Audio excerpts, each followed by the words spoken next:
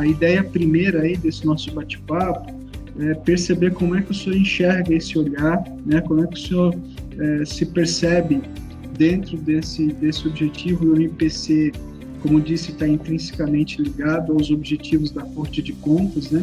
Mas como é que o senhor se sente diante desse desafio, que é, dentro dos próximos 5 anos, por exemplo, a gente impactar de alguma maneira a vida do cidadão, né? Como é que o senhor se percebe dentro dessa proposta? Então, a gente queria ouvir um pouquinho do senhor em relação a isso. Tranquilo. Márcio, é o seguinte, primeiro, bom, eu tenho conversado muito com o conselheiro Paulo Cury desde antes de ele assumir a presidência e desde antes de eu ter assumido a Procuradoria-Geral. Então, a gente tem um alinhamento muito interessante em relação a isso, inclusive em relação às prioridades do tribunal. Achei interessante você dizer o seguinte: a gente precisa ter esse olhar para fora, mas não pode esquecer que ainda a gente precisa avançar muita coisa internamente, né? Uma das coisas, antes de passar para esse olhar de fora, Márcio, uma das coisas que eu acho que o tribunal ainda precisa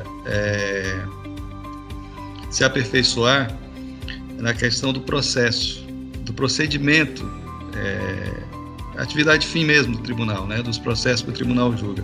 Porque hoje em dia, muito embora tenha regras, cada conselheiro tramita ou dirige o processo de uma maneira. Então, tem processos que seguem uma ordem mais ou menos lógica, o processo vai caminhando para frente, o Ministério Público se manifesta no máximo 2 vezes, o processo chega a seu fim. Tem outras situações em que o conselheiro devolve o processo 5, 6 vezes para o Ministério Público. A cada passo ele devolve o processo para o Ministério Público, fica esse vai e vem, esse zigue-zague. Então, isso é uma questão que é relevante, porque isso repercute no tempo, né, de duração do processo e na força de trabalho, né? O Ministério Público de Contas trabalha com um quadro reduzido, a despeito do concurso, a gente não vai ainda conseguir preencher o quadro. Então, essa é uma questão que eu considero relevante hoje em dia, a questão de processo do tribunal. Quanto à outra parte, que também era uma deficiência, mas que vem avançou muito na gestão do conselheiro Edilson, e o conselheiro Paulo colocou isso no planejamento do controle externo como prioridade também, a questão da orientação a dados. Sem a gente investir nisso, a gente não vai sair do lugar. Então, acho que isso tem que ser muito enfatizado também, nesse aspecto interno. Quanto à questão externa, Márcio, eu acho que é o que o tribunal já vem fazendo. O que a sociedade pode esperar de nós? Melhoria, a começar pelo que é básico: educação, saúde, segurança, infraestrutura. Então, eu acho que o tribunal tem que se tornar um órgão de fiscalização de políticas públicas, de programas governamentais, de verificar eficiência, resultado. Tá? A gente tem que diminuir um pouco e temos feito isso, diminuir um pouco essa verificação mais formal das contas e centrar mais nessa questão de resultado, porque isso, ao fim e ao cabo, é o que interessa para o cidadão. Ele quer saber se ele vai ter segurança, se ele vai ter acesso à educação, se ele vai ter acesso à saúde. Eu penso que o tribunal tem tentado fazer isso. E o planejamento estratégico é importante para colocar isso em termos mais científicos, mais mensuráveis e mais realizáveis, né? Quando você tem aquelas etapas de aquele ciclo PDCA e o desdobramento com os planos de ação. E assim, nesse aspecto a gente tem procurado, Márcio, acho que você tem acompanhado isso, você nem tanto, mas antes o Juscelino, que era quem cuidava dessa parte de orçamento, o nosso planejamento do Ministério Público de Contas sempre se procurou alinhar ao Tribunal de Contas, porque não faria sentido, né? Nós estarmos mirando para um lado e o tribunal para o outro. Então a gente sempre procurou focar no mesmo objetivo, porque a gente entende que a gente está remando para o mesmo lado, né? Nós estamos dentro do mesmo barco. Então, eu fico feliz que o tribunal vai se orientar para isso. E o Ministério Público tem no que for possível, colaborar. Tem uma convergência total de entendimento em relação a isso. Quanto a isso, não vejo problema. Não há nenhum tipo de resistência a essa visão, pelo contrário, eu acho que ela é muito bem-vinda. É inegável que o tribunal, no seu processo de autodesenvolvimento dos últimos anos, em especial, e estruturação, tem realizado ações de impacto muito grandes na vida do cidadão, né? Por exemplo, o estado de Rondônia hoje ele tem uma condição qualificada do ponto de vista de endividamento, da sua condição fiscal, e obviamente não sendo isso uma responsabilidade exclusiva do tribunal, mas a gente não pode negar que o tribunal tem um papel relevante nesse resultado do Estado. Por outro lado, quando a gente fala de impactar positivamente na vida do cidadão, também quer dizer que nós precisamos fazer com que o cidadão perceba a atuação do tribunal, né? Porque o tribunal hoje é exigido dele, de uma maneira ou outra, pela sociedade, pelo momento, uma responsabilidade no combate à corrupção, uma responsabilidade pela qualidade da política pública, enfim. Mas ele não consegue, apesar de todo o esforço e tudo que o tribunal e o MPC hoje fazem em favor desse cidadão, em favor da boa gestão do recurso público, ele não consegue tangibilizar essa atuação do tribunal. E até mesmo o tribunal não consegue tangibilizar o tamanho da sua intervenção nessas políticas. Qual é o grande desafio que o senhor acha que a gente precisa enfrentar, ou quais são os obstáculos que a gente tem para que, de fato, o cidadão ele perceba, né, que aquele resultado ali tem o papel do tribunal, né, tem a mão do tribunal? E como é que o senhor enxerga essa percepção do cidadão quanto ao trabalho do tribunal? Seria só uma questão de comunicação? Né? Também, Márcio. Mas me parece que assim, é uma questão do próprio tribunal entender qual é o seu papel. Né? Que você falou em corrupção. A população, de fato, associa, né? Porque recurso público, desvio, corrupção. Mas, a rigor, o tribunal não tem ferramentas para combater a corrupção diretamente. Né? Eu sempre, no planejamento nosso do Ministério Público de Contas, a gente coloca a nossa missão, enquanto a missão, fazendo um paralelo, enquanto a missão do Ministério Público Ordinário é fortemente o combate à corrupção, criminalidade, essas coisas, o nosso combate ele é conexo, mas não é exatamente a corrupção, é a má gestão. Então, esse seria o foco do tribunal.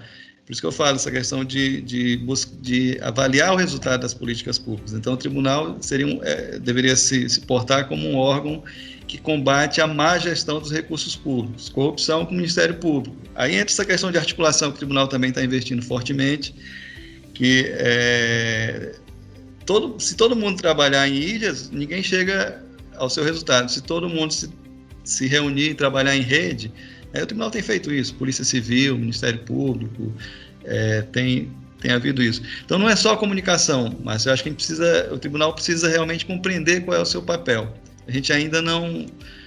eu costumo dizer que eu estou no tribunal já tem 25 anos, e parece que todo ano a gente está começando, porque a gente não tem um aprendizado, que assim, a gente galgou esse degrau, daqui a gente vai para o outro, a gente está sempre rediscutindo a origem das coisas, a própria natureza do tribunal. Essa questão de processo que eu estou te falando é uma dessas.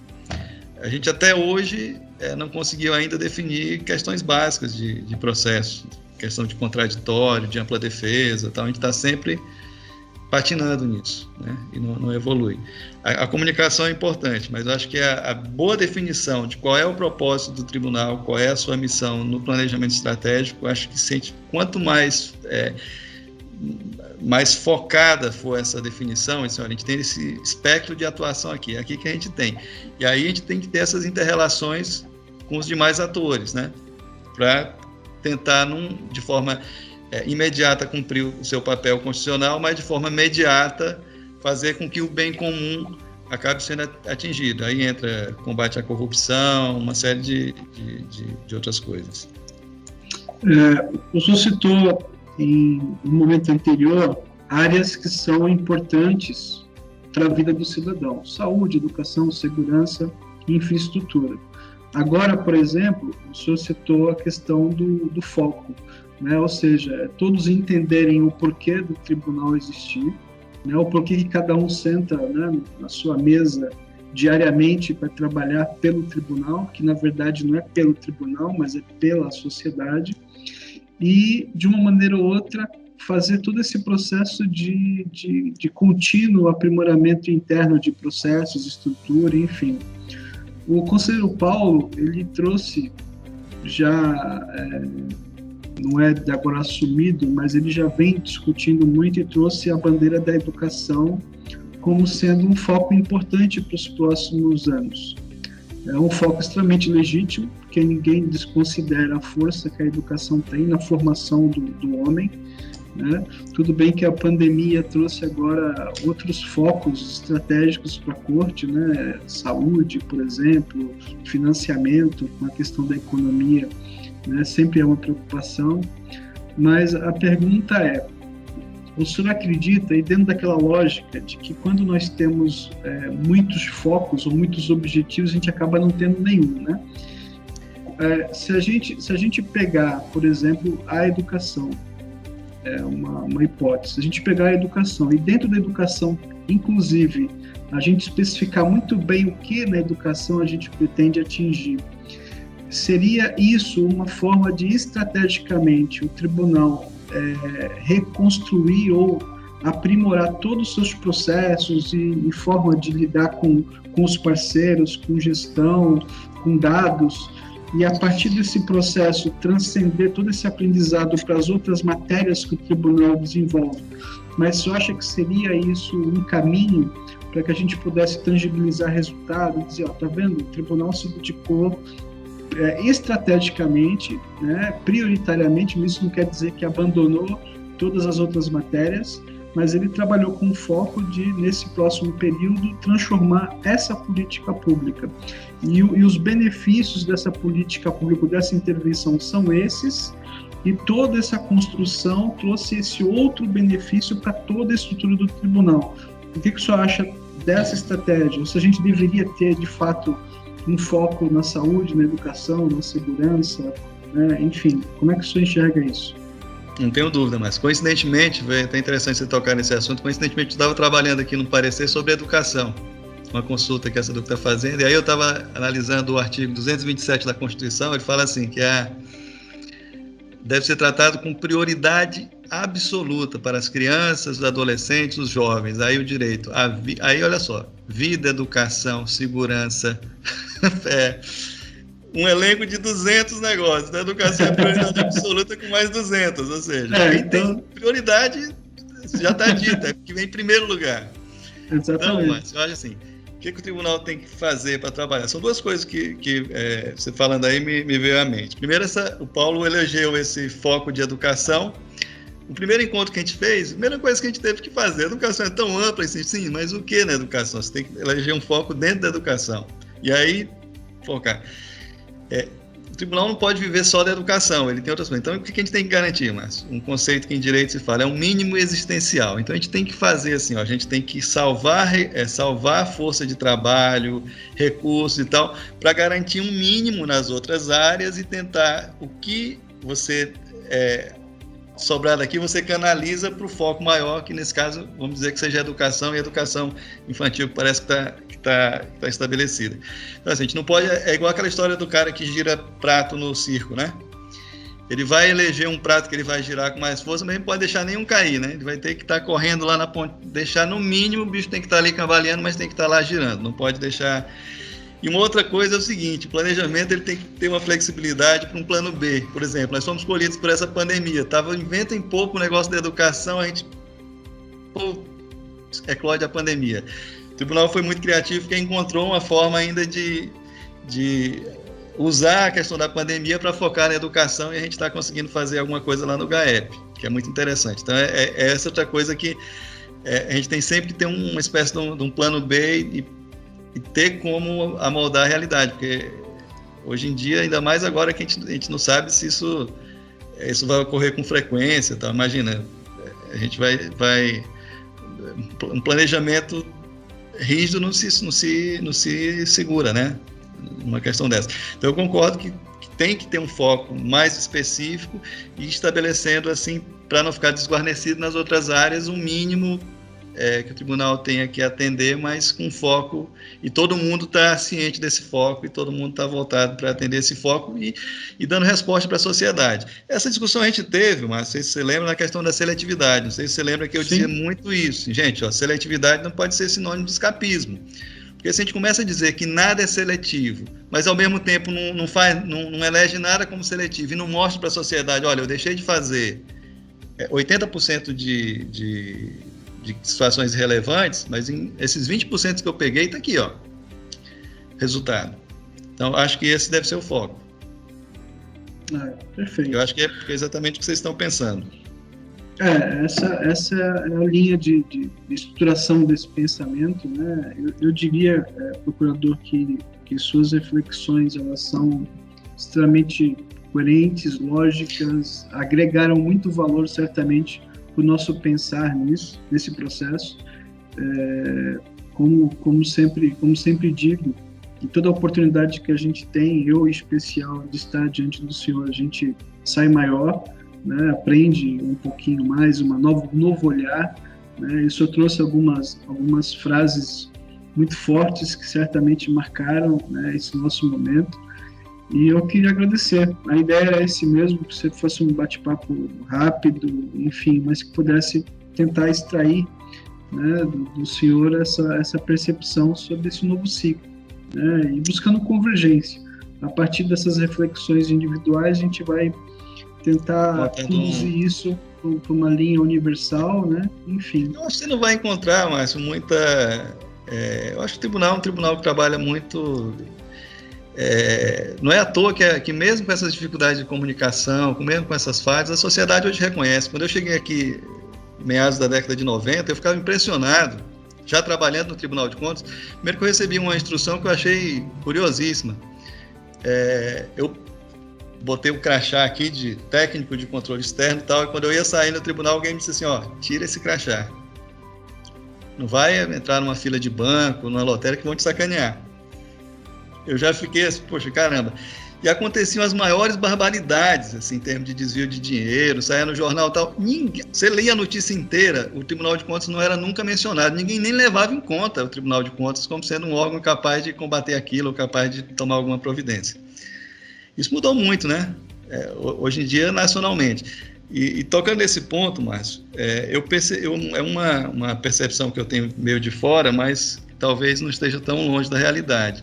É que também nesses últimos anos, o tribunal despendeu muito recurso nessa área de planejamento, de acompanhamento, para cumprir aquelas diretrizes da Tricom. E o tribunal sempre querendo ficar em primeiro e tal. Então, essa questão de foco num objetivo mais, na prioridade mais específica, certamente vai causar algum prejuízo a isso.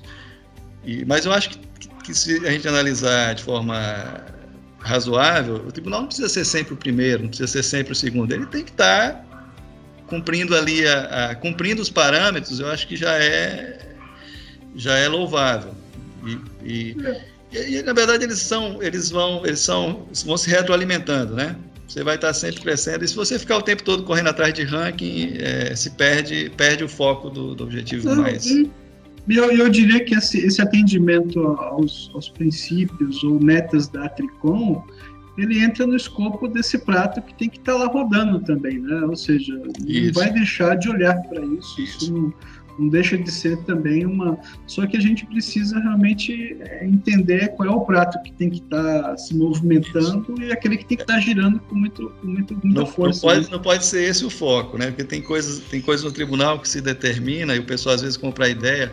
Por exemplo, durante esses últimos anos criou-se uma cultura de qual é o maior problema do tribunal interno, estoque de processo. Então virou aquela coisa, o cara acabar com os processos. Então quem consegue arquivar processos está sendo eficiente.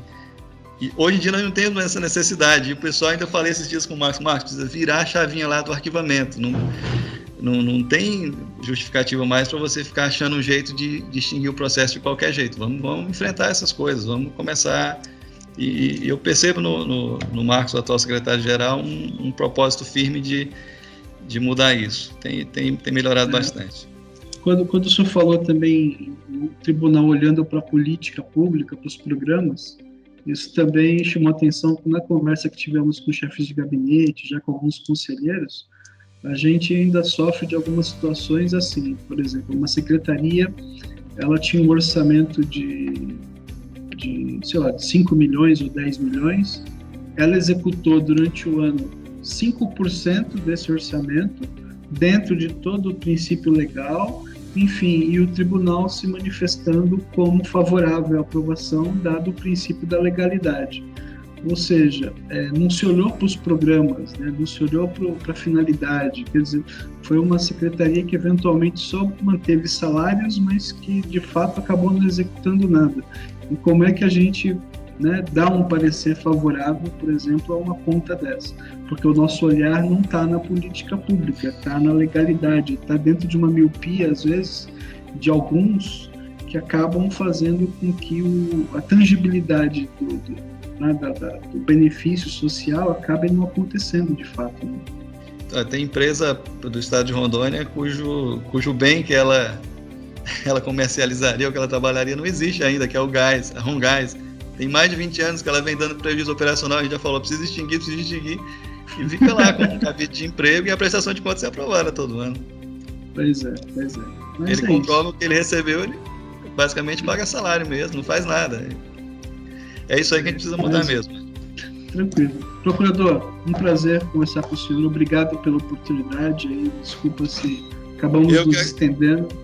Eu que agradeço, Márcio. E assim, você que tem ensinado muito a gente a transformar essas coisas que, para mim, por exemplo, tem uma dificuldade grande de trabalhar com essas métricas, com essas questões de tal, mas quando você traz isso para uma até visualmente, eu vejo que você, quando você reúne os dados e tal, você faz a gente ver a relevância daquilo na prática. Então, eu acho que o planejamento ele tem que ter essa virtude de dizer assim, olha, não é só um planejamento formal, isso aqui tem uma amarra com a realidade, a gente está querendo chegar aqui. Então, essa questão do foco é tudo. Fico feliz pelo contato e à disposição.